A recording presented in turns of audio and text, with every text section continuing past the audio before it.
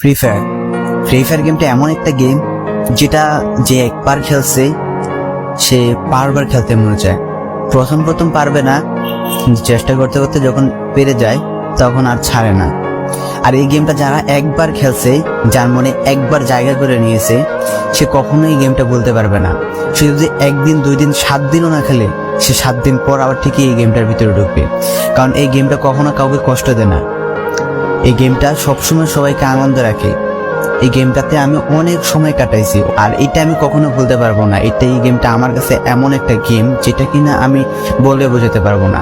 And এই গেমটা শুধু আমার কাছে না, আমি মনে করি যে প্রত্যেকটা ফ্রি ফায়ার প্লেয়ারের কাছে অনেকটা ইমোশনাল টাইপের একটা গেম হয়ে গেছে। কারণ এই গেমটাতে বর্তমানে যে অবস্থা হচ্ছে, যে গেমে এমন আপডেট দিতেছে, আপডেট দেওয়ার কারণে পুরো গেমটাই চেঞ্জ হয়ে যাচ্ছে। আগের ফ্রি ফায়ার আর আগের মতো নেই। তো এই কারণে হয়তো কোনো এক সময় আমরা এই গেমটা ছাইড়া দিতে হবে, তবে ছাড়া হবে না। যদি ছাড়া হয় তাহলে শুধুমাত্র গেমটা ব্যান্ড হওয়ার পরে ছাড়া হবে। তো যদি